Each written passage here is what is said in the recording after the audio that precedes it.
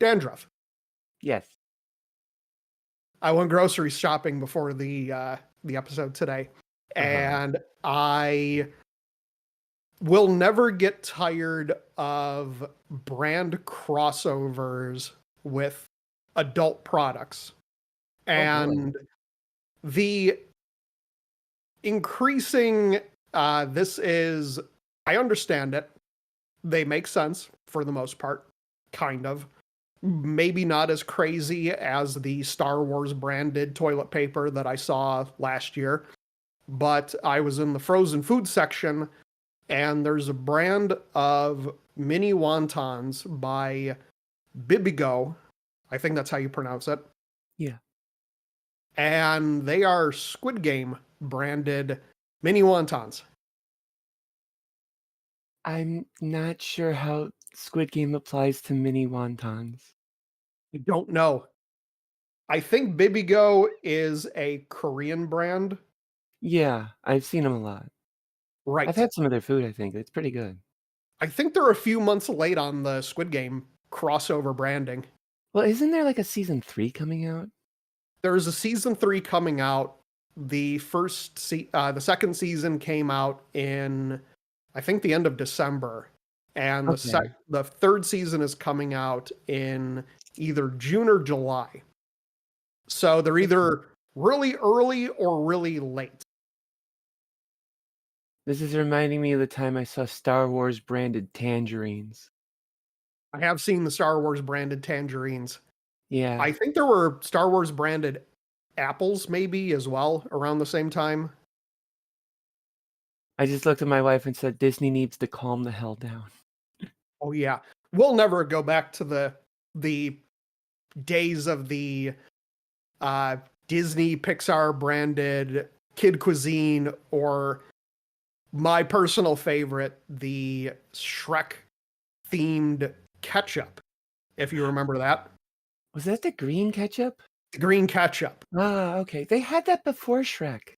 They did. They had green and purple ketchup, and if you've ever seen it in real life, it's horrifying. I got it when I was a kid. It doesn't have the same consistency as the normal ketchup. It's really runny, yeah. Yeah. But they had the green ketchup. They rebranded it for Shrek Ketchup. And the world has just never been the same ever since. Yay. I had the green one when I was a kid. I didn't get the purple one, but my mom did give me the green one. And it was Not the purple one. gross. I remember I ate the whole thing because I was a weird kid, but like I got the purple one because my mom would not under any circumstance get the green ketchup. That's wonderful. The purple was a step above. The green was multiple steps over the line. Gotcha. And I don't think we ended up finishing it because the ketchup was so runny and it was just kind of gross. Yeah, I just ate ketchup by the spoonful, not literally as a kid, but like if I had French fries, it was more ketchup than French fries. So I just kept dipping. Oh, I do that all the time. Mm-hmm. I think I still do that. I get McDonald's and I get I will put a puddle of ketchup on my the wrapper and dip the burger that's already slathered in ketchup and mustard in that ketchup. Yeah, I do that too. But I don't do the pool of ketchup to dip fries. I'm one of the terrible people that I pour ketchup all over my fries. Do you eat it with a fork or still with your fingers? If I have a fork, I'll eat it with a fork, but most of the time I just go for the fingers. That's fine. That's fine. I mean, I'm American, damn it. Yeah. Okay, let's get into this. It's mighty strange. You looking happily deranged.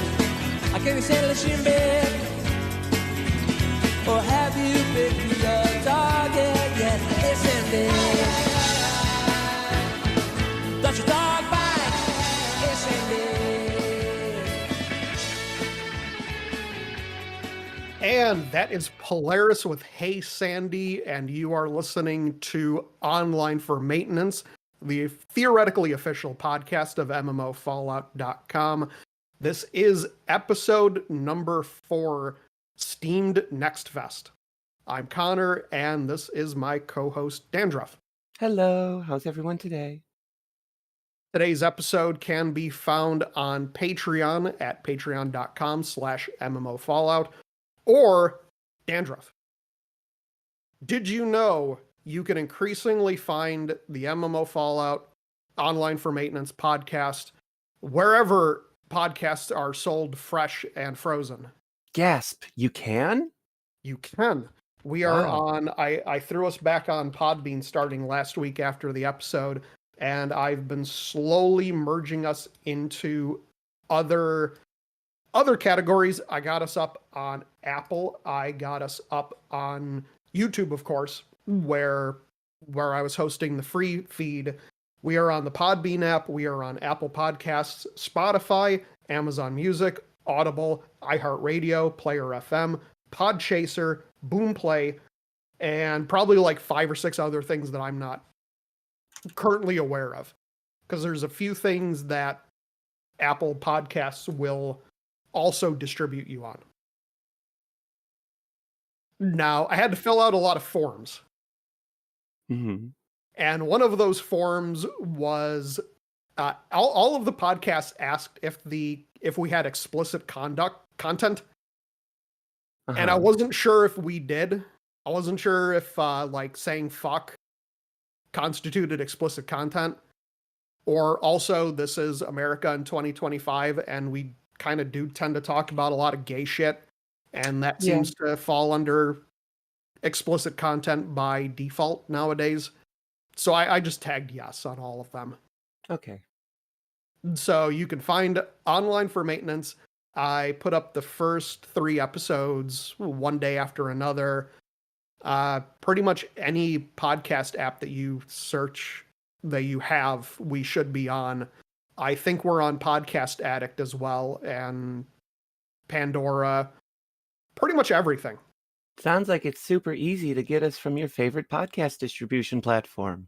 It's super easy to get us from your favorite podcast distribution platform, provided your distribution platform is not Podchaser. We're not on that. Okay. We still trying to get on that? Maybe. Maybe. All right. They have their own separate process I have to go through. Gotcha. But we've been playing a lot of games.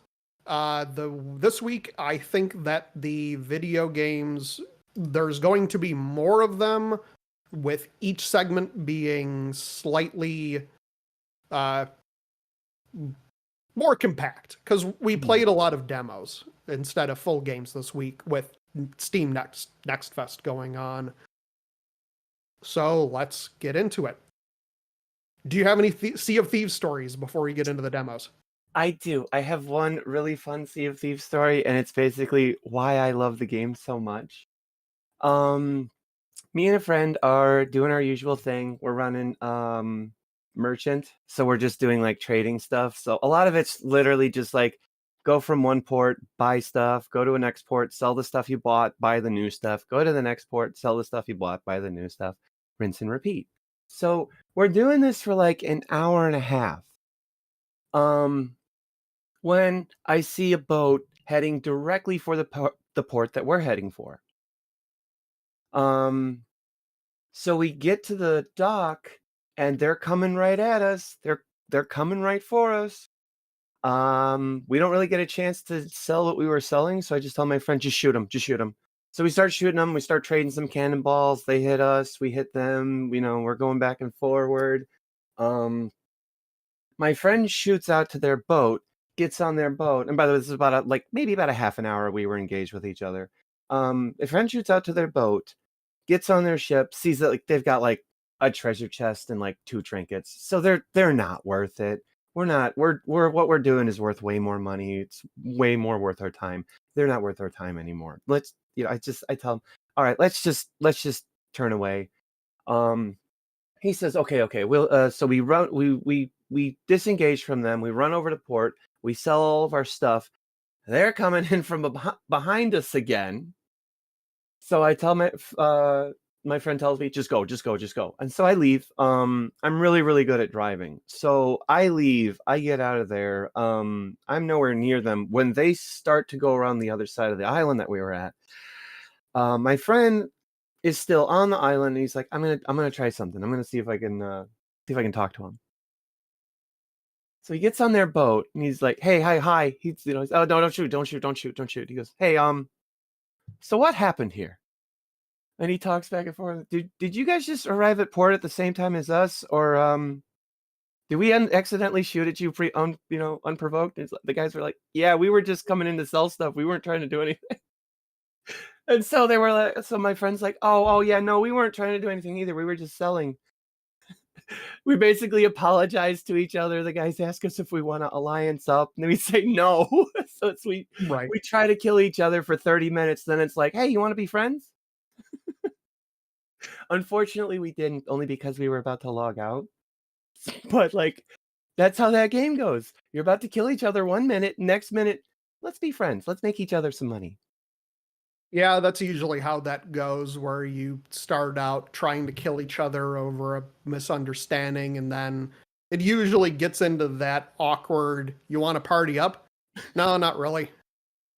Yeah, I mean, we would have if we were going to be on for a little bit longer, but we were literally just going from that dock to one more dock, and then we're going to log out. But yeah, that's I really didn't play too much Sea of Thieves because I've been playing some other games because our good friend SVD did a huge game giveaway, and I got some really fun titles from that. And then I got a demo that I've also been playing. This week has really just been a week of choice paralysis, hasn't it? Oh, it's been great. And on the plus side, now you have the California Fire bundle from Itch.io. Oh, geez, yeah, and that has like what 105 games? 187 or something like that. 187. Jesus, what am I gonna do? I don't have enough time. I need more time. I got into that same attitude that I got every Steam Nextfest, where I tell myself, okay, I'm going to get prepared, and then I'm going to play as many demos as possible. And then Steam Nextfest comes around, and usually the first 2 days of Nextfest, I'm either in a state of exhaustion from work, or I am just too tired to play games for the first couple of days, and then I go into that choice paralysis where you look at the Nextfest page, and there's like 2,000 demos to choose from, and you think, well, I've got 3 days left of Steam Nextfest before a lot of these demos just disappear for good. That's the one thing that I'll never get over for Steam Nextfest are the developers who not only remove their demos from the store after Nextfest is done, but there's a lot of them who go even further and will put in time limits in the demo and make them unplayable after Nextfest, even if you've downloaded them. Which I get if you're beta testing an online-only game and the servers are going to be down after Nextfest to prepare for the game to launch. I get that. But a lot of these are single-player games that the developers just take off the store. Mm-hmm. And it seems completely self-defeating and kind of antithetical to promoting your game if you're just going to make it unavailable. You're trying to compete with thousands of other developers in an expo that takes place over the course of 4 days. There's no way that the average person is going to look at even more than 5% of the games that are on Nextfest. And you're giving people a 4-day timeline to recognize that your game exists and download the demo. I'm looking here at some demos that I'm seeing. I've actually downloaded one already. I'm going to go play it later. Have you downloaded? I know you played one game, one of the demos. Yes. Would you like to talk about that? It was absolutely wonderful. I cannot wait to go back and play more of it. It's called Ruffy and the Riverside. Oh my goodness. I could not believe how just gorgeous this game was. How I just felt like I was playing Banjo-Kazooie or Mario 64 again.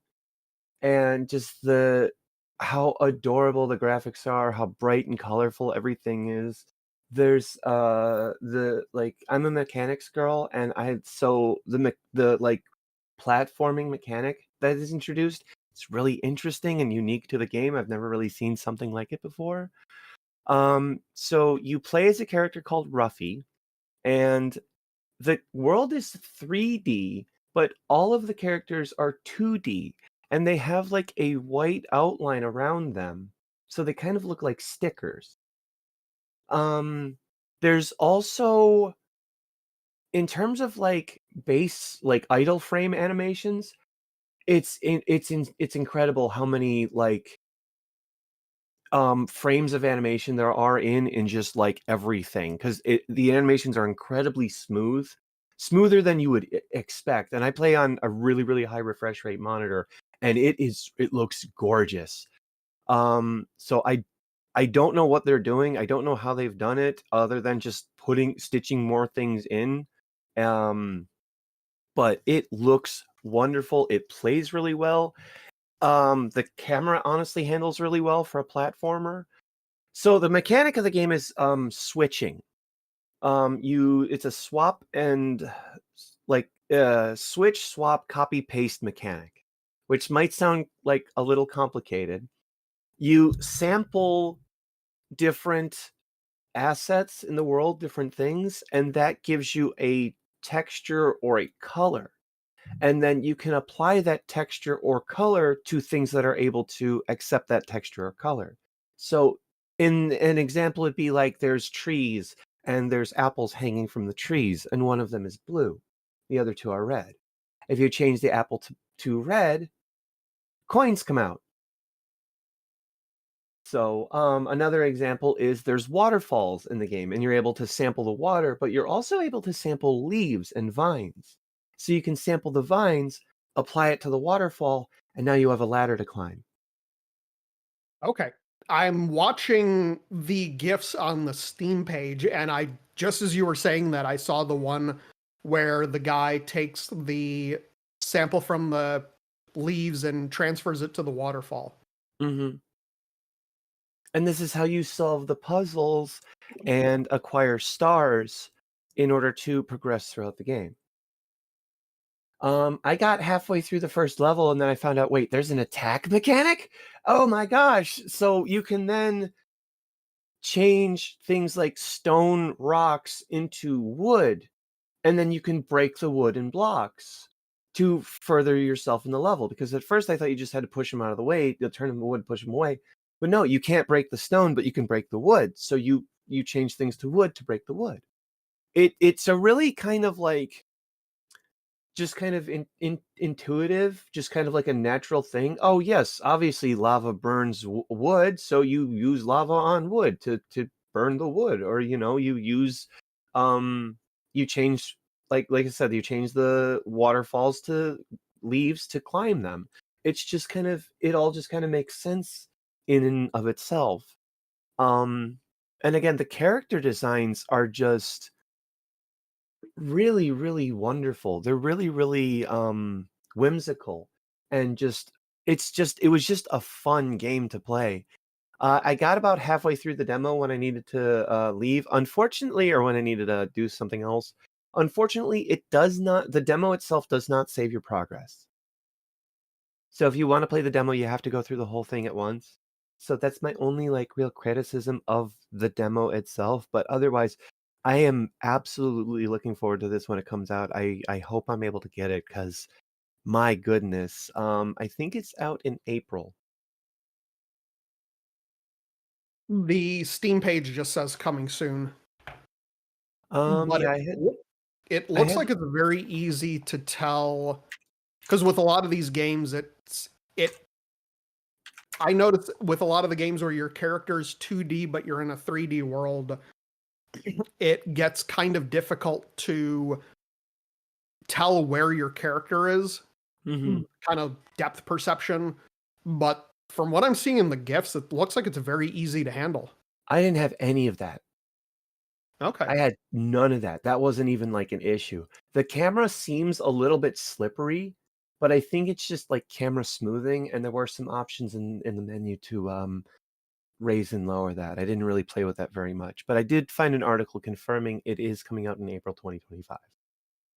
Okay. It's a very good looking game. It's absolutely gorgeous. I could not believe just how like wonderful it looks. It feels like another case of an indie developer doing a Nintendo thing better than Nintendo. Yes. Because this feels like Paper Mario or like Mario RPG or a combination of a few things. I never played Paper Mario. That one's 2D, right? Yes. Yeah, so if you took Paper Mario and put it in a 3D world, I think that would be more appropriate for what this game is. Because the characters do feel very 2D, but they don't feel like I didn't feel like I was sliding around. I felt like the controls were really quite tight. Except for, like I said, the camera does feel right, but it does look like it moves around a little too much. But I think Yeah, that's just kind of like a more like whimsy that they're trying to inspire, because like it shows so much of this bright, vibrant, colorful world. And I really can't wait to see more of it. I can't wait to play more of it. My only issue with it that I will bring up is that I was having the game itself, there was problems recognizing my controller. I use a DualShock 4. I use it wired, and for some reason, when I would get into the demo, it wasn't always recognizing the DualShock 4. Steam would be recognizing it, but it wouldn't translate. Well, it wouldn't transfer over to the game. And I really much prefer to play platformers like this with a controller. right. Yeah, the PS5, the DualShock controller on Windows seems to be a hit or miss when it comes to a lot of games on whether or not it recognizes it. The Xbox controller, of course, they recognize perfectly because it's Windows. Yeah. But I know Steam has done a lot to integrate DualShock support, but there's always a translation issue between that and a lot of games. Yeah, which is really unfortunate because I don't really have that big of hands. I kind of have like medium hands.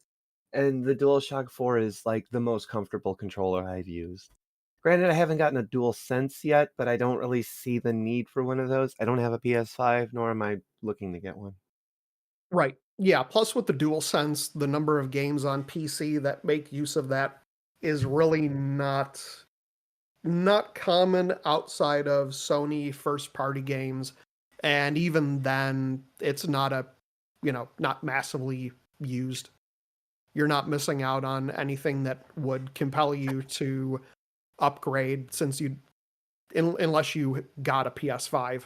Mhm. And I really like the shape of like the bubble grip or whatever you call this on the PS4 controller, because it just fits my hands very well. Mhm. Yeah, I love those controllers. I have big hands, Hmm. and I like the Xbox controller. Kind of it. There's a lot of you can see there's a lot of overlap with my Yeah. fingers. Yeah, and see, for people with bigger hands, I think the Xbox controller is a lot better. But again, I have like medium hands, and Right. it's like PS4 controller just feels really, really nice. I like the thumbsticks on it too. I like everything really about it. So like that is still my go-to. Yeah, and I do like my PS5 controller. Yeah, it's nice. I think I haven't really held one very much. So does it have that different of a feel? Kind of. Kind of, because It's a little more ergonomic. I like the rounded part of the PS4 controller. Like you can see in the back, it's kind of Yeah, that's not bad. That's not bad. yeah. They haven't made massive changes. It's not like the 360 to the Xbox One controller, Oh which was a yeah. huge difference. Hmm. Or the OG Xbox to the 360. That was also a huge difference. Oh god, I still have that controller. The I Duke. have the reproduction one that was made for PC about I don't know 10 years ago. Oh wow. Okay, cool. The Duke. Yeah, the It is Duke. Yeah. gigantic. Yeah. I think I have one of those, and I think I have like the redesign. That was a controller that was made when Microsoft could only afford to have Shaquille O'Neal play test the controller, and he said, "This is great. Fits my hands perfectly." Yeah, I can reach the black and white buttons just fine. So that is Ruffy and the Riverside. You said it's coming out in April Yeah, or May? April later this year. Okay, perfect. I don't have a price on it yet. We'll probably find that out more next month. It But I absolutely this is going to be a 9 out of 10, 10 out of 10 platformer if you like 3D platformers. it looks like a $40 game. Probably. Like I can't see it being premium price, but I also can't see it being extremely cheap. Like $20 I feel would be way lowballing it. I don't yeah, so I think 40 I would assume it would be around the $40 mark. Yeah. Okay. That Which will would be, definitely. in my opinion, more than worth it. Yeah, it looks like a really good game. Yeah. Have you played anything else this week? I have played another little cutesy game called Fabledom. I did play the full release of this. This was not a Not a demo that demo. I played. Yeah. So it's I'll have to say it's a pretty bog standard city builder slash light colony sim. It's not a full colony sim like Dwarf Fortress or like RimWorld or something like that. But it does have like a town of people that you build. This is more akin to like Banished. So, but so it's pretty standard in that regard. I feel like I need to spend more time with it to really get to what it's all about because I did one playthrough, and your first playthrough in a city builder is always going to be terrible. I put things next to things that I shouldn't have put them next to, and it's just easier to restart. So my second playthrough, which I was going through a little bit more of last night, um I had gotten a little bit farther, and I was starting to do some trading with the like neighboring nations. Because supposedly you can schmooze other other princes and princesses, and I haven't really explored much of that. Plus, unlike other city builders, you get a hero unit which actually participates in combat. I did do a little bit of that, and I want to try to see more of what's going on there. So I kind of don't really have a consensus on this. These kind of games you really kind of need to spend a lot of time with. I really like builder games. I like colony sim games. Um, I will say that this one's way more on the casual end. So if you're looking for a game like Kingdoms and Castles where you're being attacked constantly and you have to worry about defense and stuff, this doesn't seem like it. It does seem like a game with quests to do, but again, I haven't really gotten into that. It seems to be more of like mid and late game. Early game is again just bog standard city builder. Okay. It looks pretty good. It has a very cartoony, not cell shaded, but kind of children's 3D animated film look to it. Yeah, it's very magical. It's very fairy tale inspired. It's definitely a game anybody could play, like kids could play. It's very, very PG, family friendly. Very cute. Graphics are very, very pretty, very nice. It's got a nice art style to it. I'm just trying to really get more into it because I'm not sure what there is here other than just like again, just bog standard city builder colony sim. which When isn't you bad. say that you get attacked, is it at regular intervals or is it kind of is it at pre-planned times or is it So just what sort of like once every 10, 15 minutes a so what group of I've enemies come up? experienced is there's an arena, and you can enter the arena with your hero, and that will spawn enemies that you can attack. Um, I've noticed if you retreat away from them, they don't go and attack the rest of your city. They just go back to the arena and wait for you to finish them off. So combat seems to be more not skill based or not like, you have to click on things. It just seems to be more like equipment based, whatever based on whatever your hero has. Okay. Can your hero level up? Yes, your hero can level up. Nothing it's doing that I've seen is particularly bad. I'm just not seeing anything that's like particularly different than other games. Because I've played a lot of Banished. And I played a decent bit of Kingdoms and Castles. I've played a couple other little bit of city builders here and there. Trying to think of some other ones that I've played. Like I'm in this genre quite a bit. Um and I'm pretty familiar with other games like Prison Architect and Oxygen Not Included. Prison Okay. Architect being more builder, Oxygen Not Including being more colony sim. Um but it's nice and it's good for what it is. I think it's on no, it's not on sale right now. But it's $20.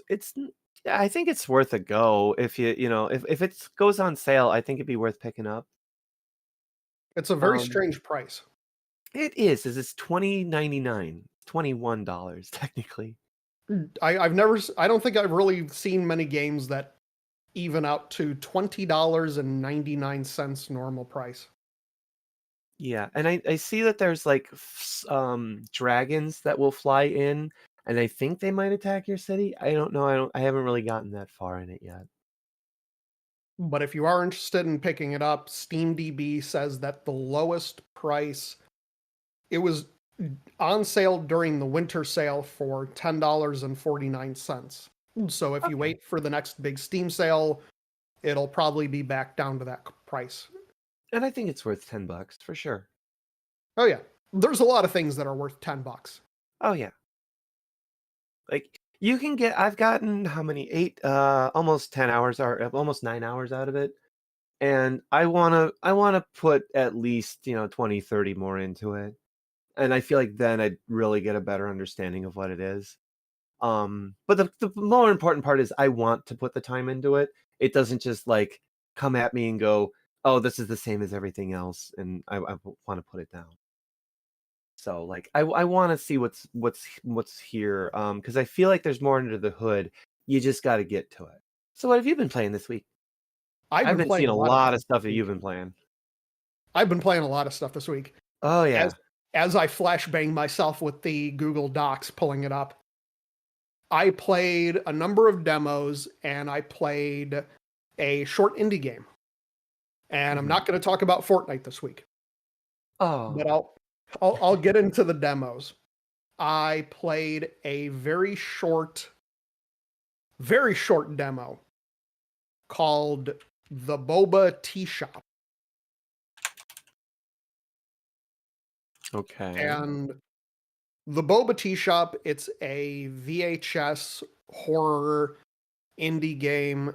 It's one where if you keep up with horror games on Steam, you've probably seen this style of game a lot of times. You play as a woman who decides to open up a boba tea shop. As you do. Yes. And since this is a PS1 style horror game, the boba tea shop looks like you're operating out of someone's murder basement. Because why open up an inviting, well-lit building when you can have one with low lighting and apparently only work in the dead of night? And the demo is very short. It's about 7 minutes. Really? Yes. You make I thought like 25. no, it's very short. Wow, that is incredibly short. You make a few people boba tea. You get a little bit of a taste of the different type of customers that are going to come in. Like one of them is a woman who comes in who's very excited about a boba tea place opening up in town. There's a guy who comes in who is there because his son wanted one. So he orders one for him, one for his son, and then one without the boba for himself. There's a little girl that comes in. And there's a guy who comes in who he's a little creepy. He tells you how gorgeous you are, and then when you give him the order, he asks for your phone number, and you have the option of either giving him a fake number or saying no. And if you say no, he says, well, it never hurts to try. Like, I thought it was going to be a lot more menacing because usually a lot of these games, they have that element of you're a woman working alone at night in a store, and there's always the creepy guy who shows up. And if you choose no, he will act in a way that's low-key threatening. There's one jump scare in the demo, and the demo itself kind of hints at that the full game will have you unlocking different things as the game progresses. So more flavors for the boba, probably like I really don't know what else you could do. But it's not bad. It's just very short. The other option with the guy is you give him the fake number, he finds out you lied to him, and he comes back and Right. he's angry. So, like, when you're presented with nothing but negative options, yeah, it's clearly, like, foreshadowing. Yeah. But it's pretty good. I'm a sucker for the VHS style indie horror games. Mm-hmm. So I'm going to play this when it comes out. I played another one for Steam Nextfest last year that was set in a kiosk. And it's called Kiosk, I'm pretty sure. Oh, okay, yeah. It's out. It's out, yeah. $3.59. I'll have to buy that after the show today. But Kiosk is another one of those. For some reason, you're selling burgers and hot dogs in the dead of night in the middle of nowhere. And then people come up and sometimes creepy stuff happens and then the lights turn off and spoopy stuff happens and then ghosts show up, and you're more of a passive observer than an active participant in everything that happens. But it is really creepy looking. I like the aesthetic. I like the style. I did play outside of Boba Teashop. I played an RPG called Escape the Mad Empire. And Escape the Mad Empire, that was the game that I was streaming a couple days ago. Yeah. Now, what this is a game that you could probably easily sink dozens of hours into. It is an 8-bit top-down, I want to call it a mini real-time strategy game, because you create it's a party-based dungeon crawler where you recruit party members, you equip them, and then you kind of semi-directly control them. You can tell them where to go on the field. You have melee fighters, range, magic. You give them skills as they level up. And there is a strategy to where you place people and how you move them on the field. Now, I did a really stupid thing and I panicked because the game, it's one of those RPGs where you have to maintain your food and drink. And I had a refreshing beverage that I had in my inventory. Mhm. And when I was in a fight, I had my mage, my kind of paladin kind of character, and my warrior. And my warrior got set on fire. What I didn't realize, you can actually take drinks and throw them at your characters and to put their fire out. What I didn't realize was this particular drink was an oil-based drink. So Oh. I had my mage throw it at my warrior. It exploded, set everyone in the battle on fire, and it made me panic even more. Oh my god, I Thankfully, love that. everyone came out alive, but it is a game where it is a roguelike, so you can have characters die permanently.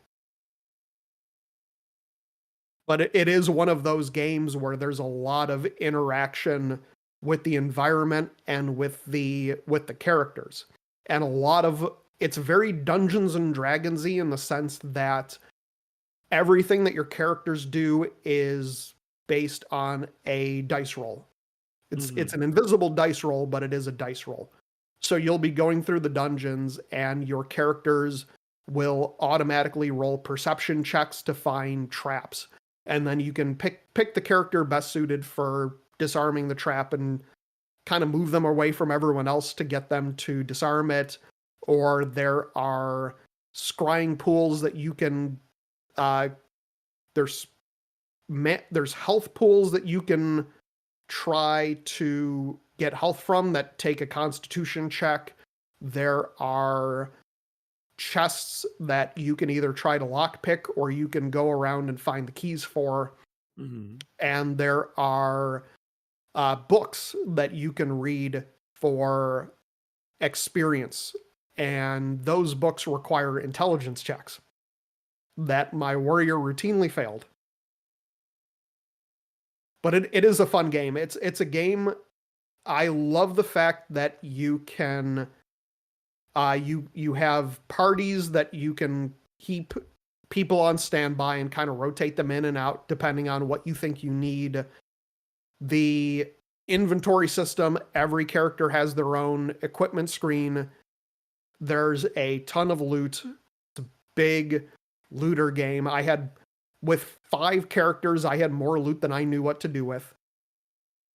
The game forces you to rotate your characters out, where the more, in order to get to the different dungeons, you have to teleport your characters to them, and there's a mechanic in the game called teleport stability, where every time you come back, it adds another notch to those characters. Mhm. And eventually you have to put that character into a stabilizer, which removes them from play for a few turns in order to stabilize them, because the longer they go out without stabilizing, the more likely that when you come back, they'll be so destabilized that they actually will disappear. Oh. So there's all these elements of difficulty. It's a game where you can also, it encourages you to pause. It reminds me a little bit of the old Knights of the Old Republic, where you can pause the game and give characters orders. Okay. Because a lot of the strategy does come down to where you are on the field during battle. I see too it uses the Resident Evil style inventory management system. Yes, it uses the lovely grid-based inventory. Yay! For those of you who like that, I actually do find that charming. I like it. It's fun. There's a little piece in the beginning of the game when you're in the first level that I love, where the game presents you with a bridge of enemies and you're by yourself and there's like 15 of them. Mhm. And there's a chest just out of the aggro range of the bridge And at the front of the bridge, there is an explosive barrel. So you open the chest, and the chest has an explosive potion in it. Oh no. And so you take the explosive potion, you throw it at the explosive barrel, and it blows everyone up. Now, the important thing is you can drink any poison in the game. Hmm. The explosive potion looks a lot like the healing potion. It's the same color. And if you drink the explosive potion, it'll let you do it. And your character will explode. Oh. Fancy that would happen from the exploding potion. Which really really reinforces that you have to keep your inventory management, because it's very easy in the thick of battle when you see your character's health going down very fast to panic, see the potion, and drink it. That's great. I love that. But the battling itself, you have direct control over the special attacks. Mm-hmm. Healing attacks, special attacks, but your characters, the normal attacks are all on an auto timer. So if your character's near an enemy, they will automatically attack. You can direct them on who to attack, but they will automatically engage in combat. Okay. That's good. And I thought it was great fun. I had my characters, I ended up uninstalling the demo and kind of hitting the point of like, okay, I can stop now. I played a few hours of it. I have other things I need to play, but I summoned a group of zombies in a completely optional fight that I could have avoided, and they just completely kicked the shit out of my crew. I'm gonna download this. It is a fun game. You should download it. It is Escape the Mad Empire. The developer is Experimentals Games. Experimental Z Games. They don't have anything else on Steam. But it is very fun. It is a game. It's the kind of game that you want to get rid of the demo at one point, because there's so much to do in the demo that you think, okay, I need to just wait for the full game to come out. Because I'll play the demo, put 15 hours into the demo, and then the game comes out and you're just going to have to do that all over again, because it's the prologue chapter. Oh, okay, yeah. So sometimes they transfer over, but sometimes they don't. I don't know if this will. Yeah. But also you want to treat the demo as a way to make mistakes, Fair. But I played Escape the Mad Empire. I played another very short demo. It is Wanderstop. And Wanderstop is a cozy game from the developers, from the creator of the Stanley Parable and the Beginner's Guide. It is a game where you play as a grumpy warrior forced into retirement through the ill health effects of sheer exhaustion, and you happen to collapse and get rescued by a guy who owns a tea shop. So you begrudgingly agree to take some time off that is definitely not going to become permanent in the full game and help this guy run his tea shop. You collect tea, you plant plants, collect berries and seeds and stuff, and you make tea. Sounds wonderful, honestly. It's a very cozy game.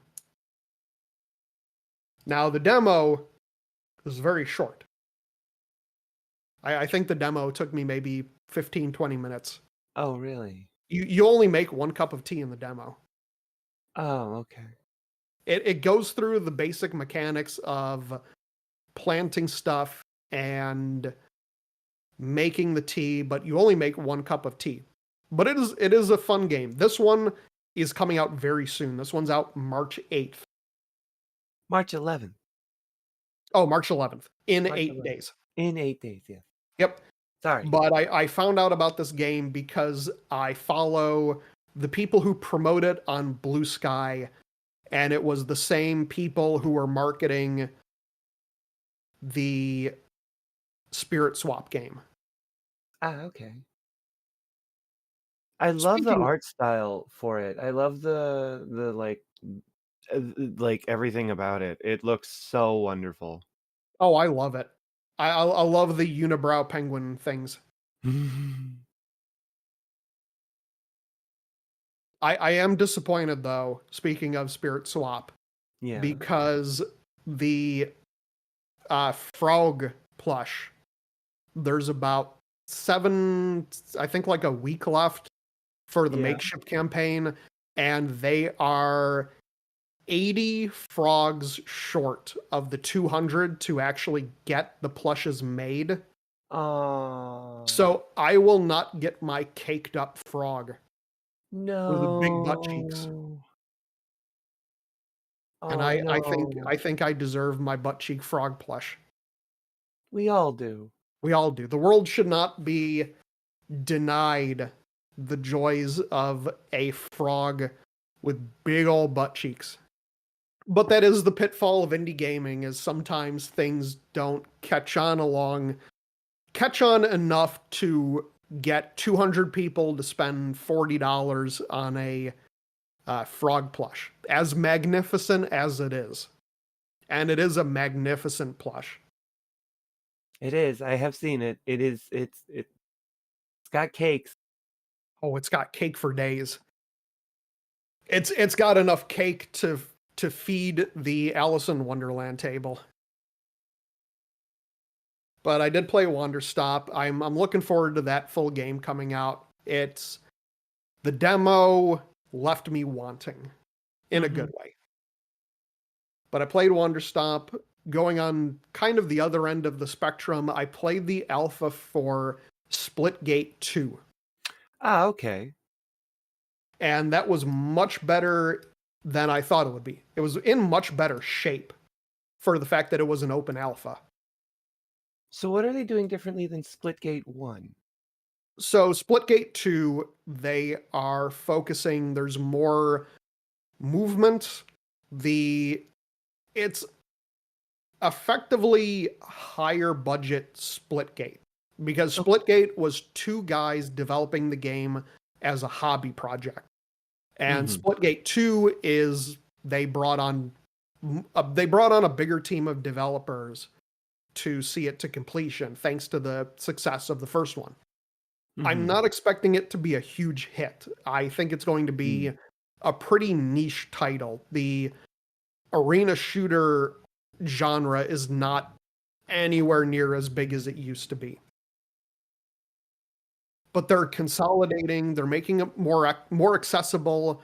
They're consolidating the controls to make the skill gap a little bit lower between the higher end and the lower end. Like there's one button for portals now instead of having 2 separate buttons for them. Good, because that was the problem that I had with Splitgate 1, is there was just so much to do. The idea of the game is quite compelling. Obviously, Quake mixed with Portal. But it's just, again, like I like that they've gotten the Portal button down to just one button rather than switching portals. I'm not sure how that would really work. But it may just does it just trade off? Yeah, it just trades off. So if you have one portal out and you hit the button again, it will put out the second portal.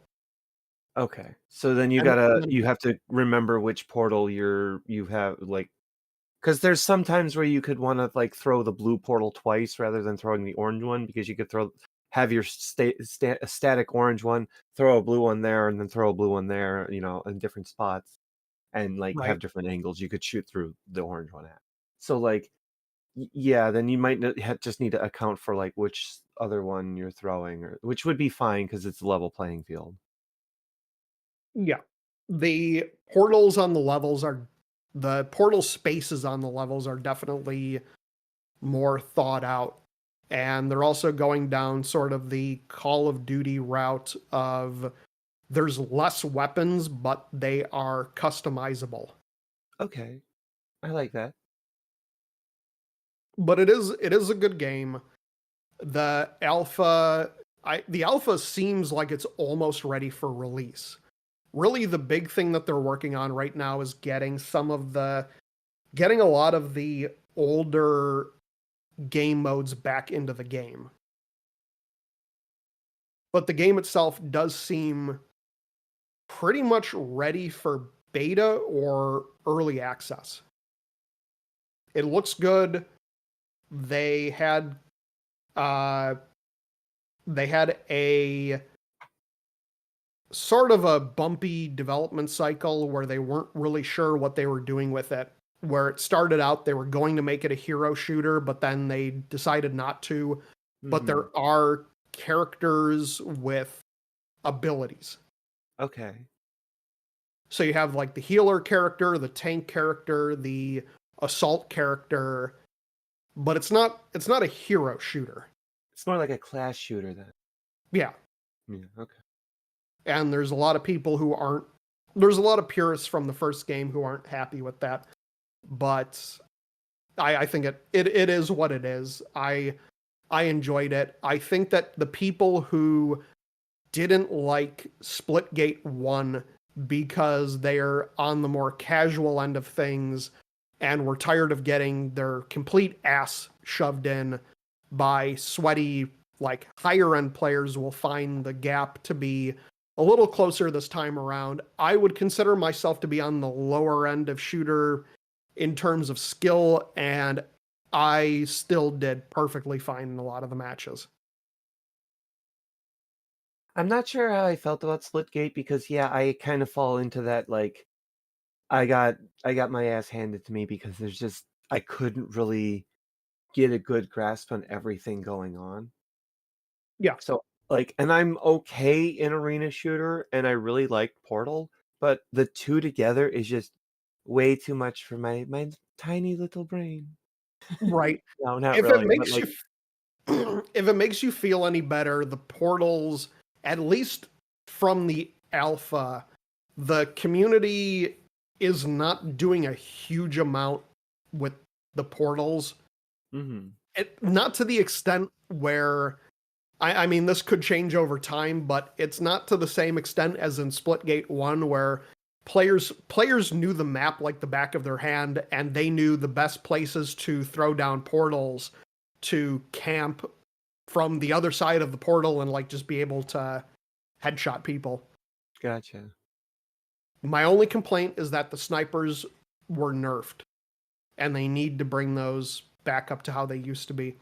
I loved the snipers in Splitgate 1. One of my favorite modes in that game was Sniper Shoddy. Okay.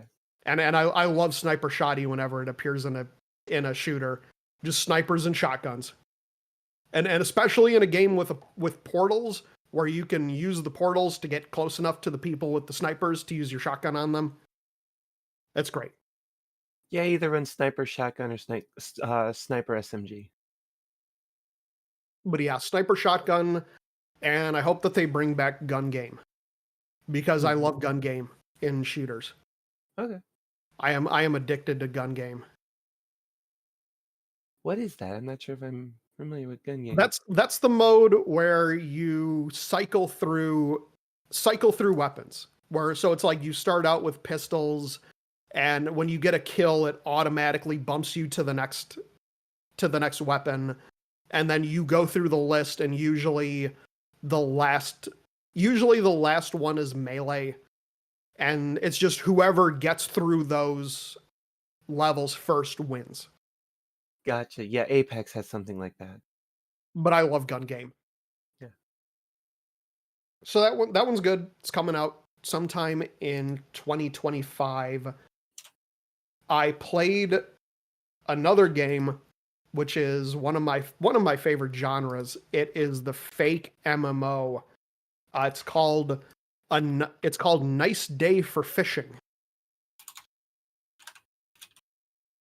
And it's a game where you play as a fisherman NPC in an MMO where a player accidentally unleashes an evil demon who causes all the adventurers to go away and you accidentally get turned into a hero character and become capable of leveling up and taking on quests. And it's up to you to save the day and rescue people. And it has a lot of MMO tropes. It has the combat system is all based around fishing. So when you're reeling in the fish, it's considered attacking. And you have the ability to block and parry attacks. But it's all fishing based. I'm reeling from the description of this game. And it has a lot of the MMO tropes. So there's a blacksmith in town, and the first time that you meet him, he tells you that when you meet him after the calamity happens, he tells you that you have to find his dad's hammer, and that he probably left it at the well. So you go over to the well and you fish the hammer up. Okay. And about 10 minutes later, so you bring it back to him and he says, "Wow, thanks. This was my dad's hammer. I'll never lose this again." So about 10 minutes later, you go back to him a second time because you have to upgrade your fishing pole. And he says, "I'd love to help you, but I lost my dad's hammer." And it's in the exact same well that you got it in earlier.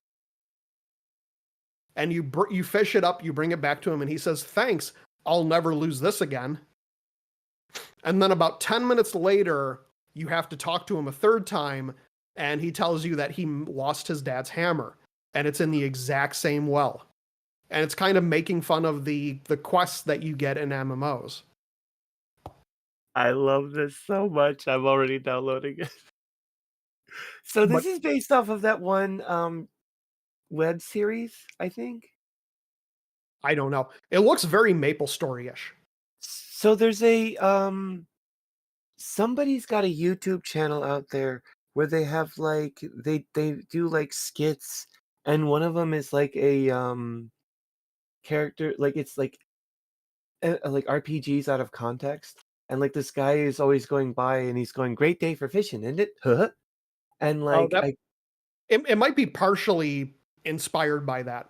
yeah, I But think your it's either character- inspired by it or something. Your character only has a few lines of dialogue because he's still an NPC. Uh-huh. So characters will be giving you a long-winded explanation of this quest that you have to go on, and your guy will go, "Great day for fishing." Yeah, I'm trying to find Viva La Dirt League. Ah, Yeah, it's inspired by Viva La Dirt League, or I'm guessing maybe it has something to do with that, but that's where I've seen that before. Like it's the exact same fisher guy with the exact same phrase, "Great day for fishing, ain't it?" Huh?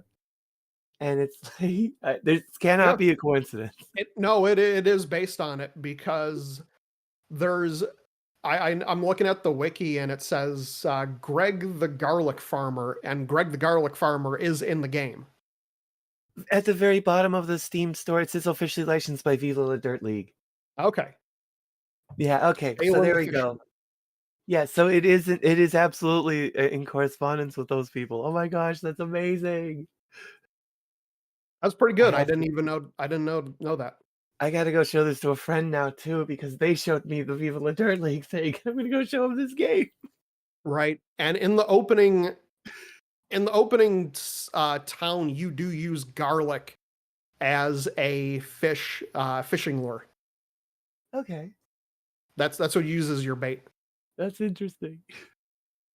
And then one of the NPCs in the town gets injured, so you give him heavy, like high strength garlic to heal him. But it is fun. The combat system is interesting. It's very attack, like kind of mashing the attack button, Okay. but then also knowing when to stop and defend yourself. Did you play it with a controller? Yes. Hi. Played with a controller. I played most of these things with a controller. Okay. I generally play with a keyboard and mouse, but like a lot of games, I'll just be like, no, this will feel better on a controller. Yeah. You know, A lot move of, unless it's like a first person shooter, a lot of these games I will play on controller. yeah, like Rocket League, I will not play with anything but a controller. I can't imagine Rocket League being great on a keyboard and mouse. I knew somebody who would do like aerial shots with a keyboard and mouse. So it just really depends on what you get good with. That's crazy. Yeah, they You gotta were be really good so with that. good. Huh? You got to be really good to do that. He was amazing. But I have one more game that I played. This one was not a demo. It was short. I did very much enjoy it. Mm-hmm. It was a Mortician's Tale. Okay. This is a game where it's a short story-driven game where you play as a mortician working in a mortuary for a funeral home. And it's a very death-positive game. I should point out right off the bat that this is not a horror game. There's no spoopy ghosts. The mortuary is not haunted. It's a game where you... it's a very cartoony game, kind of low poly, where you spend half the time preparing bodies. And it goes through step by step. There's no way to fail at it. It instructs you what to do every step along the way. There's an educational component where it kind of talks about the fight between the the fight between the funeral business and the growing trend of alternate options like green burials, water cremation. But you do spend part of the game after you prepare a body. You go out to the funeral to pay your respects. And you have the option where you can talk to the people at the funeral and kind of you hear the kind of things that you would hear at a funeral. Or you can just ignore them and go back. But then every day you read your emails, you learn more about the company. There's a newsletter that you get every day that sort of just talks about stuff in the funeral industry. It does grow into a game that's sort of fuck capitalism, because you start out at a mom and pop, a family-owned mortuary. Mm-hmm. And due to getting kind of driven out of the market, about halfway through the game, the owner of the mortuary emails everyone and says, I sold the mortuary to a big corporation that owns like hundreds of mortuaries across the country. And then as the game progresses, you start to interact more with the CEO, and they start doing things like one of the first things that they do is they stop giving green burials as an option, and you start getting more emails from your boss telling you like, hey, you need to be upselling people more. If they say that they don't want the body, you know, like if they say that they don't want their loved one to be like, if they say that they don't want a full funeral with a casket and with like they calls them straight up upsells, and is like, you need to upsell the customer, you need to get them, you need to convince them that they need to go for the more expensive packages. You never actually deal with, like, that's not something that's actually part of the gameplay. It all happens off screen. But yeah, you deal with the company, and also your coworkers getting slowly fed up with the with the corporate nature of the job that has suddenly changed. Like you get emails saying, "Hey, we have a new formal dress code. It's mandatory." We signed at one point they sign a contract with the local hospital to take unclaimed bodies. And the CEO says straight up, "Well, we could bury them, but cremation is cheaper and we can raise the bill, like we can bill higher to the hospital." But it is it's a game that views death more positively outside of the corporate stuff. You do eventually quit and start your own business doing specifically green burials. Oh, okay. So it does have a happy ending, but it is a very heartwarming game. So I'll The be whole honest. the whole game is about a half an hour.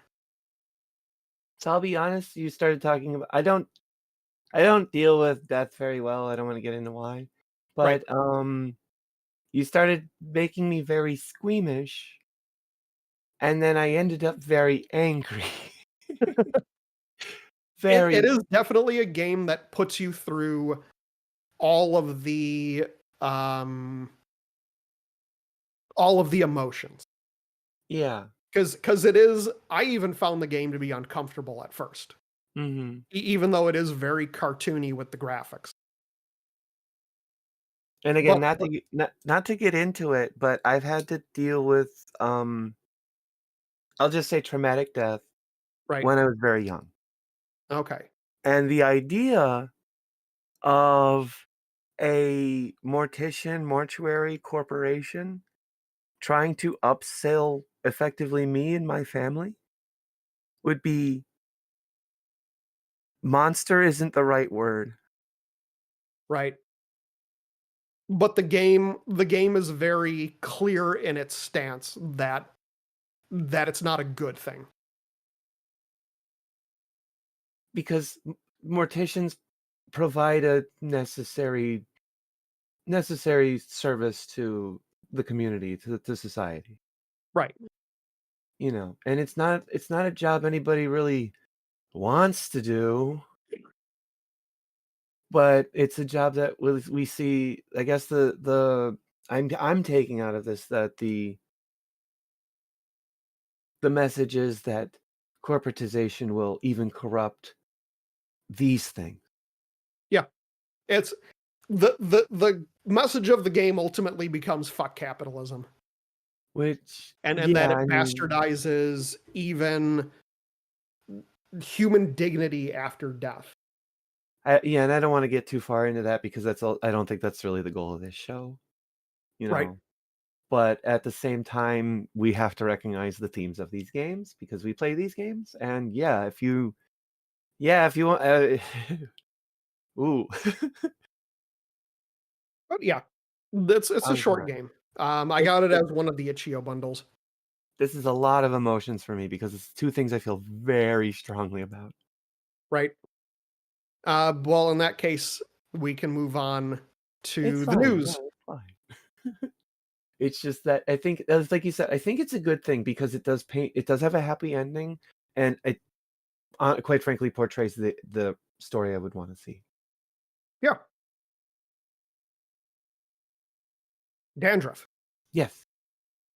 Have you ever looked at your mouse and said, "I wish this was pumping out essential oils"? Well, not until now. Well, do I have a product for you? Because Asus has announced a fragrance mouse. Asus, I believe it's Asus.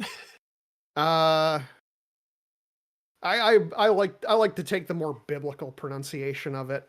The Granted. Go for Asus it. Asus. father son, the DPI mechanical mouse. Now they say that it boasts a contemporary and ergonomic design in iridescent white or rose clay finish. Yeah, And I did take a do look like at it. my rose-colored tchotchkes. It does look pretty. I gotta give it that, and it is reasonably priced from what I remember. Now, this mouse features an internal fragrance compartment with a refillable vial for aromatic oils and scents. It's a mouse with a diffuser put into it. It has a 10 million click lifespan switch. Which is pretty standard, to be fair. Probably. It's a very egg-shaped mouse. But it is a pretty mouse. And I can't 2400 imagine DPI. I can't imagine this mouse doing anything other than getting my desk and my wrist coated with essential oils. I see an issue with it, but it's technical stuff. Tell me more. It says it's got options for 1200, 1600, and 2400 DPI. Mm-hmm. I mean, I'm around 1200, but if I want to go lower to play shooters and stuff, I want to be able to go like 400. Well, I guess you can get wrecked.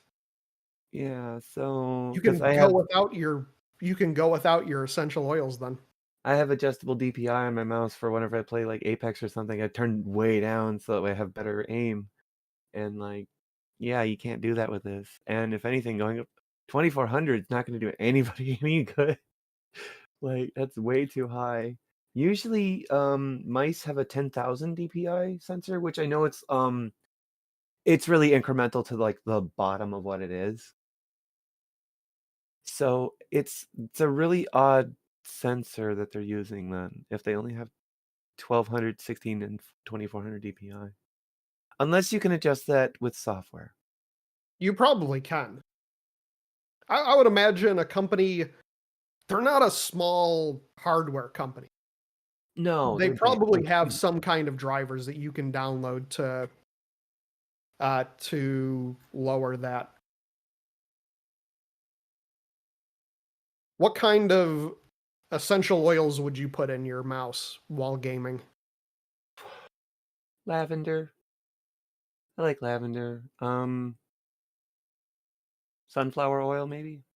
Mm-hmm. I don't know if that smells good though. I don't know. I don't really do essential oils. I'd probably put in some birch bark. Ooh. I I do had a like bottle of sandal. that.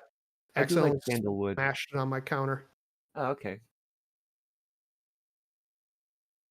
But it does have 2.4 gigahertz wireless and Bluetooth connectivity.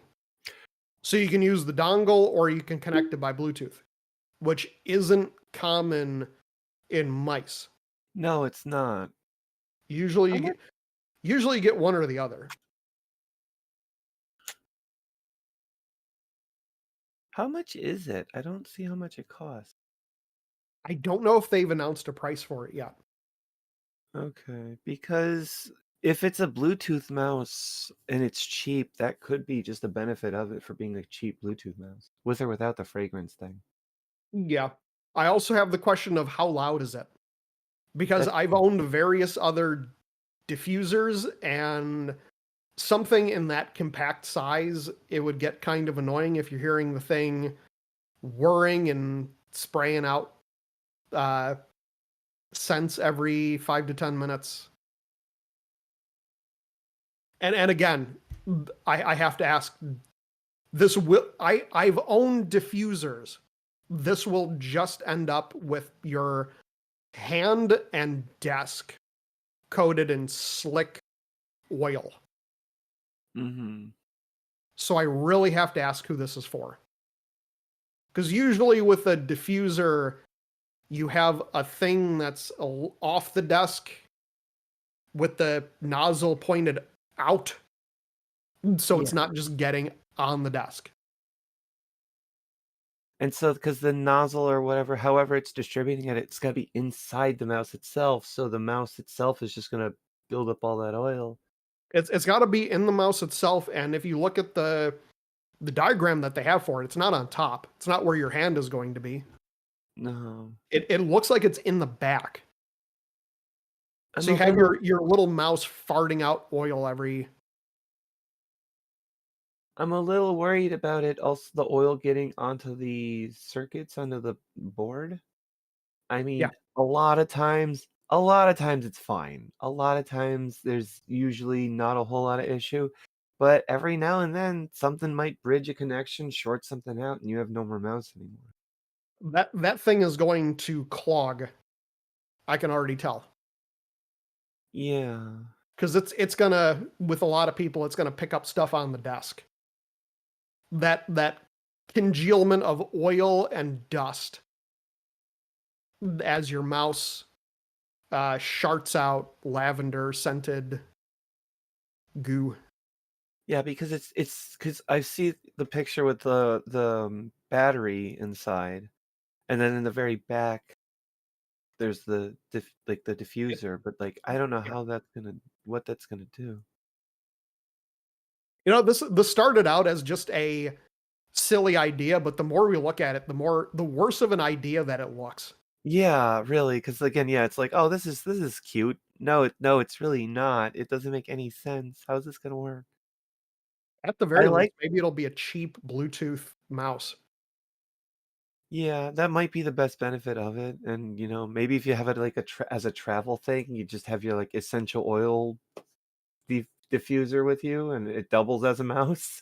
You just use it as an essential oil diffuser, like set it up with the ass end up on your Yeah. desk, and if you need it as a backup mouse, then you can use it as that. But I can't imagine, like, my hands get a little sweaty, but I can't imagine moving my mouse around the desk and working on it and then having it spray out essential oils. I mean, it's going like right into your hand the whole Mhm. time.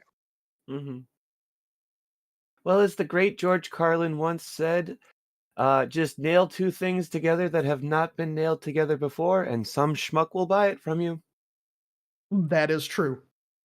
This topic went on so much longer than I thought it would when I added it to the list.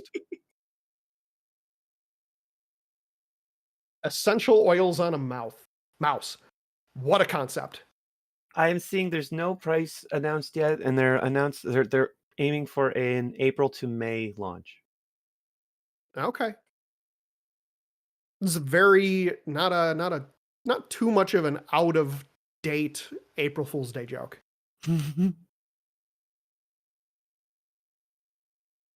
Now, enough with the positive news. Oh no. We got to talk about Warner Bros. Canceling the Wonder Woman game Okay. and shutting down Monolith Productions after 31 years. Now, if you've been paying attention to the Wonder Woman game, I think not a lot of people are really surprised that this is happening because it's another one of those games that seems to have had a very aimless development cycle. It's been in development for something like 7 years now. Oh boy. They only announced it back in 2021, but it seemed to be a game that wasn't really going anywhere. Now, Warner Brothers has been shutting down everything. Yeah. Mostly because, and I will say, it's easy to say that it's because David Zaslav is an asshole. But in this case, David Zaslav isn't really, isn't the asshole responsible for this screw up. Mm-hmm. Now, the person in charge of it, I believe, is JB Parrott, who's the head of WB Global Streaming and Interactive Entertainment. He's the one who's been screwing up the video game side of things. And the shutdown comes alongside Multiverses. The Smash Bros. Clone is also shutting down because they decided to go in the route of deep, deep greed and basically giving players the middle finger. Where you had the game came out, you get, I think it's something like 2 or 3 characters for free, and then the characters after that are $10 a piece. Wow. Or you can spend dozens of hours to unlock them. Yay. So you have characters that cost $10 a piece. They tried to go down the Fortnite route of having cosmetics that cost like $15 to $20. What? Really? Yep. Multiverses is the only game that I know that really actively got worse from beta to launch because they kneecapped themselves even further.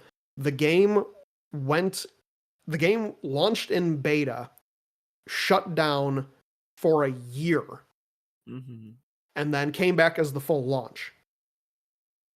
And everyone hated it. Because they made the gameplay slower, they monetized it out the ass, they introduced a PvE mode that would not let you play certain levels first if you didn't have the right character. There's a PvE campaign mode that would not let you get past if you didn't have the right character. Really?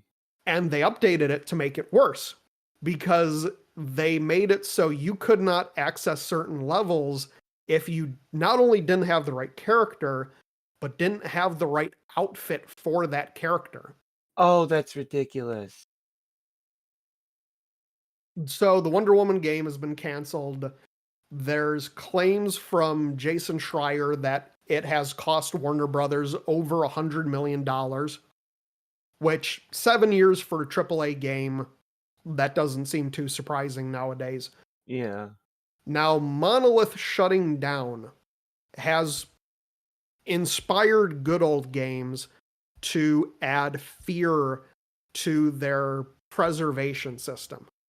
Okay.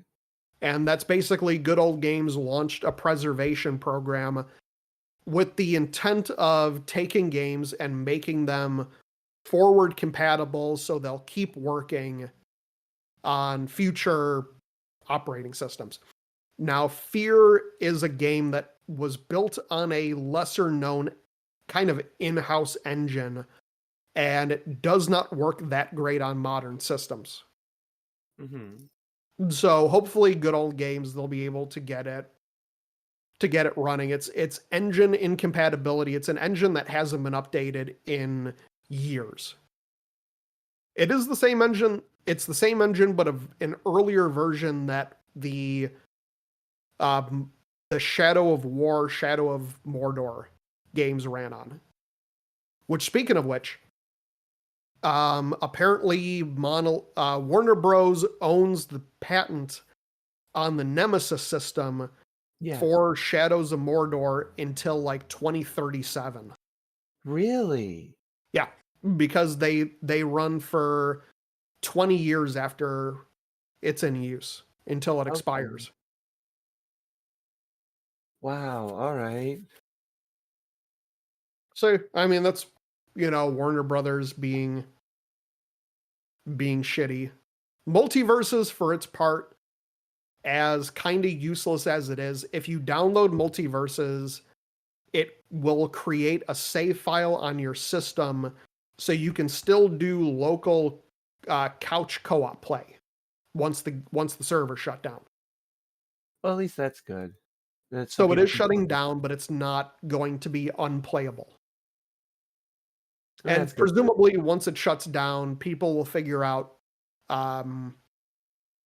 save hacks, and you'll be able to unlock everything. Because Warner Bros. Being as shitty as it is, made it so you can play all of the characters and use the skins that you unlocked. Really? So wait, you wouldn't be able to unlock new ones? I don't know. Oh, that'd be really weird. I don't know. There's a mechanic in the game that they added in way too late to expedite unlocking characters. Okay. But right now it's kind of up in the air on how much of that functionality is going to still be in the game when it shuts down. That's a little crazy. You would think that they would have a little bit better communication about these things, about what to expect when the game does shut down. Yeah. But that's Warner Brothers, I guess. That's Warner Brothers. That's why it's collapsing. They bought the developer just to shut them down a year later. Like WB went out of their way to buy the developer for Multiverses only to close them down.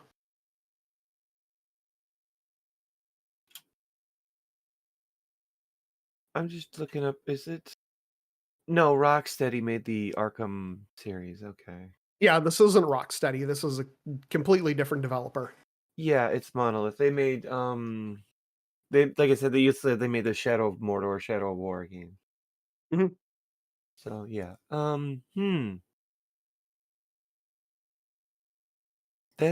don't know what they're doing. Warner Brothers has always been this weird, like, when they make games, they're sometimes good. Usually they're pretty good. But then they do weird things like this. Yeah, they have no clue what they're doing because Warner Brothers. Now, keep in mind, this is the company that looked at Multiverses crashing and burning. Mm-hmm. They had Hogwarts Legacy, a single player game, do gangbusters. Like that game sold more than I think even Warner Brothers expected it to. So you have a series of live service games shutting down. You have the Suicide Squad game that did horribly. Who was by Rocksteady. Yeah. So that's weird. But you have a bunch of live service games under Warner Brothers failing. Their big game is Hogwarts Legacy, which is a single player game. And they turn around and they say, oh yeah, we're doubling down on live service games. And the Arkham series, which is also a single player series, also did incredibly well. Yes. It only didn't do well when they tried to turn it into Gotham Knights and Suicide Squad. Yeah. Because people didn't want an open world. People who played the Arkham games did not want open world looter shooters, effectively. Mm-hmm. I played Gotham Knights. I thought it wasn't that bad. I actually beat Suicide Squad twice. I thought the game itself was fine, but people didn't really want that type of game out of that series.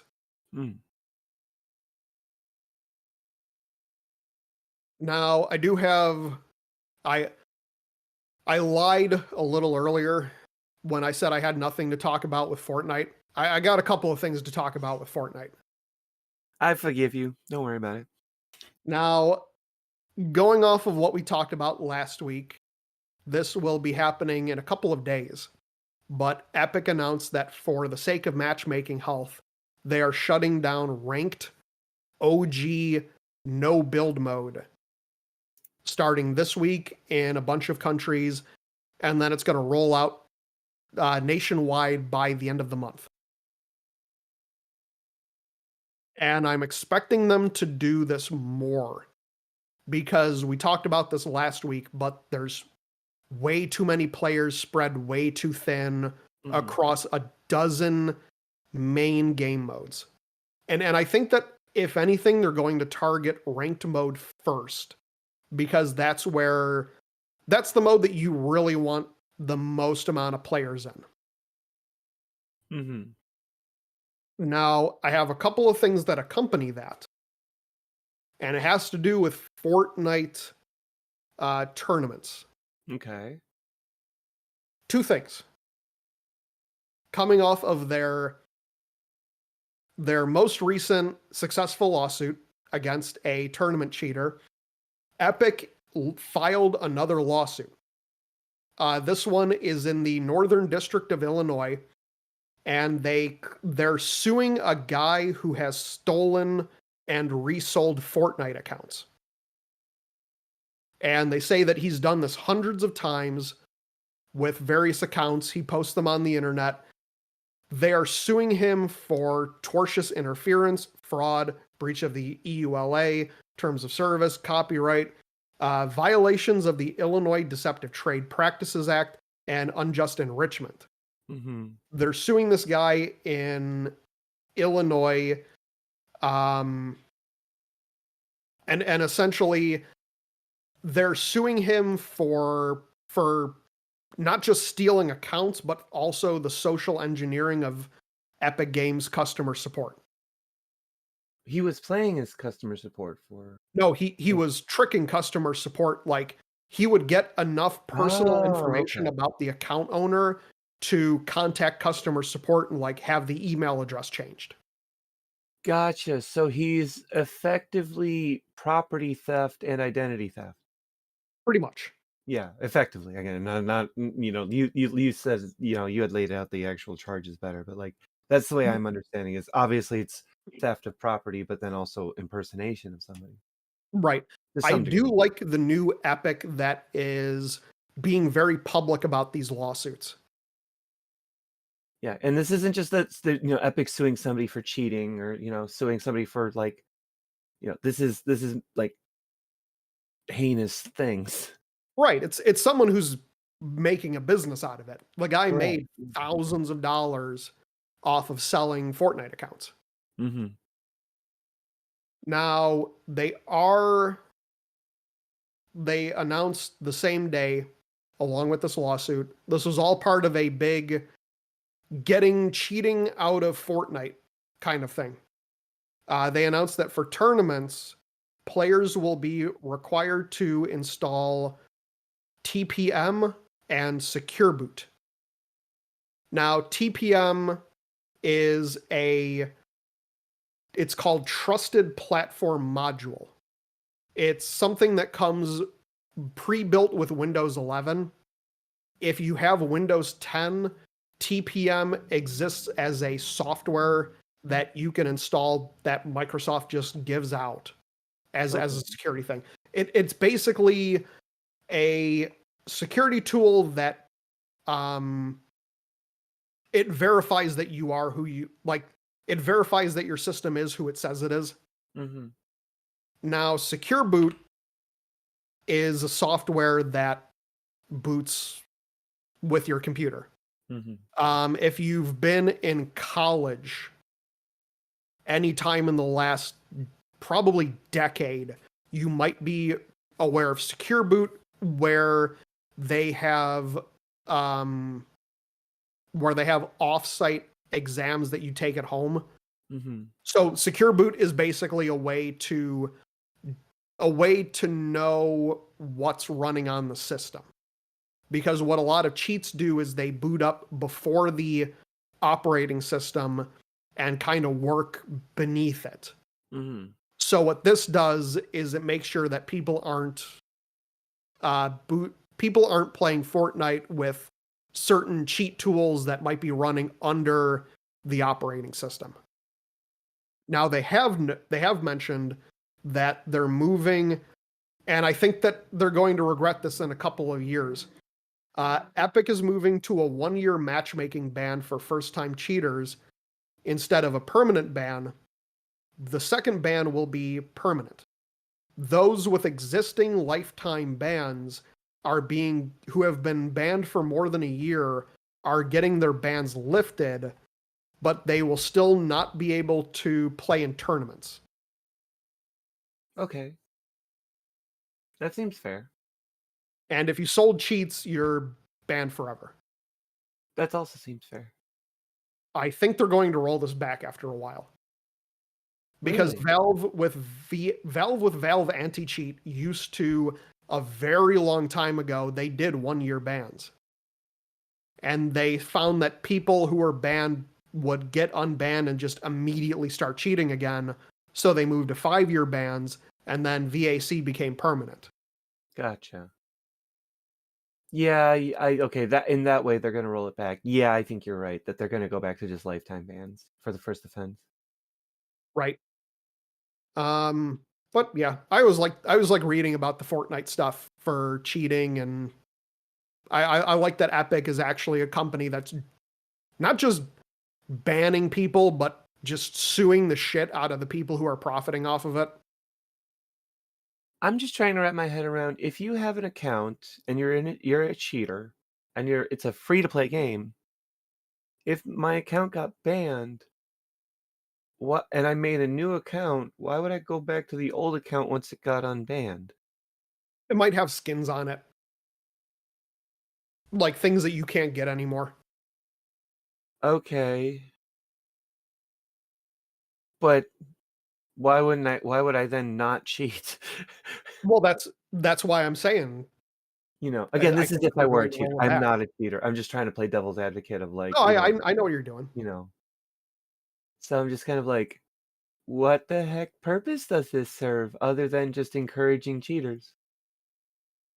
I think that they're hoping it's sort of a level of confidence in the tools, and then a hope of, well, if they stay banned, they're not buying any skins. So if we bring them back, maybe they'll reform themselves, or maybe they'll buy more skins. And if they cheat again, well, we'll ban them anyway.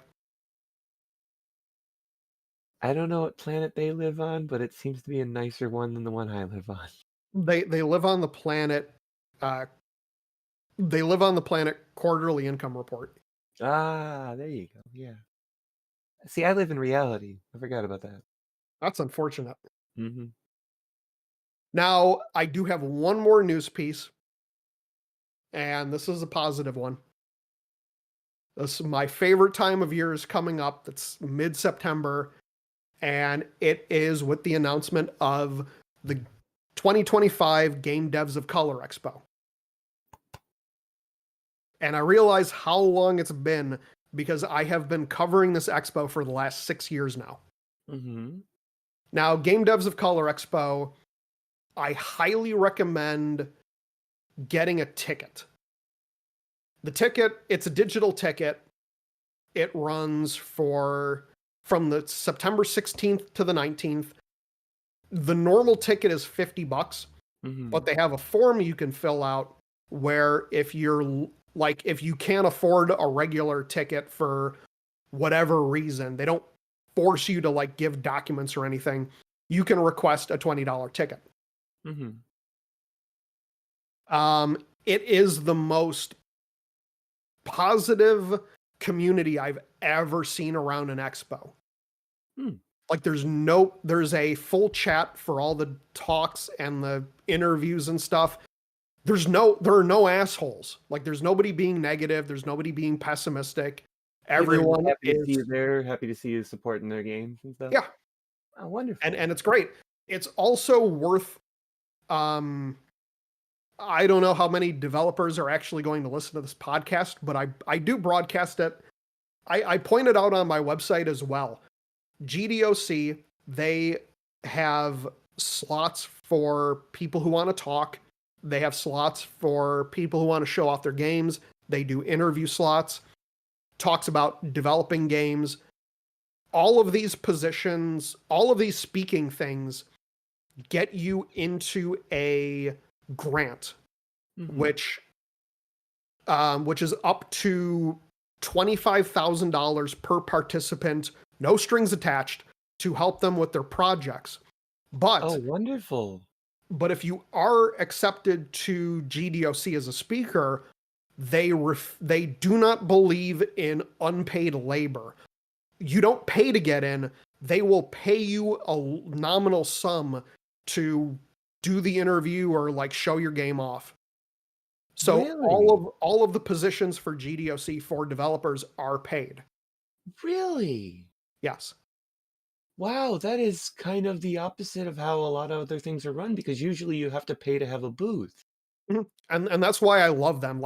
As far Wow. as communities go, GDOC has one of the best I've ever seen. As far as ethics in running an expo go, I think they are miles above the rest. I mean, no wonder why they're so happy. They're showing off something they love, and they're getting paid to do it. Holy cow! I'm just joking. I am just joking. They're happy to just be there. But that is for indie developers, the fact that so many of these expos expect you to either do it for free, or even in a lot of cases pay. Mm-hmm. But I love GDOC. I've been covering it. It has absolutely nothing to do with MMOs. I've been covering it on MMO Fallout since 2020, when they went digital only. I'll have to pay more attention to them because they sound like a lovely organization. They are great. This is for the marginalized developers who have a hard time getting funding, getting noticed, and sort of getting together to discuss game development. Mm-hmm. They do have a job board for people who are looking for jobs in the gaming industry. There's a bunch of developers that post job listings on there, including Crystal Dynamics has a bunch of job listings, Shell Games, different developers, Meta, although who's going to work for them? But yeah, I love GDOC. You can go on their YouTube channel, because what they do is the conference itself is locked behind the paid ticket, but after about 7 or 8 months, they usually start posting the talks on the on their YouTube channel. I'm looking them up right now. So if you hear me clicking away. But it is fantastic. They have so many different videos, and the games that they showcase are just fantastic. It's indie games from very passionate developers. So there got to be good games then. Yep. And also one of the hosts is DePurple Sharpie, who's one of my favorite people. Oh, okay. Cool. But yeah, I definitely recommend checking it out. I recommend watching the videos from past GDOCs, and I recommend getting a ticket. Mm-hmm. I usually get a press ticket every year. The press ticket that I had last year didn't work, so I just bought a ticket. Mm. And I have a pin and a couple posters. Oh, cool. So I've been buying merch from them too. It's no caked up frog, but it'll do. That is where I found out about Spirit Swap. Oh, okay, cool. They were one of the featured devs at GDOC, I think 2023 or 2022, and they featured a lot of devs that you might have heard of. Like they had Venba, the Indian cooking game. Mm-hmm. I have not heard of that one, but it's a game about cooking Indian food with your family, being in a family of Indian immigrants. See, I want to do that in real life. It's fun. The cook Indian food thing. But yeah, so yeah, that is all I have for today. It has been 2 hours. This has been a lovely time. This has been a fast 2 hours. Mm-hmm. But on that note, we will wrap up the show. Just to remind you, this is Online for Maintenance, theoretically the official podcast of MMOFallout.com. I'm Connor. I'm Dandruff. Mwah. See you all next week. I probably should have started loading up the outro music. It's okay. We can just fill a little bit of time in the meantime. It's all right. I'm so happy to be here. Rutabaga. Bye, everyone.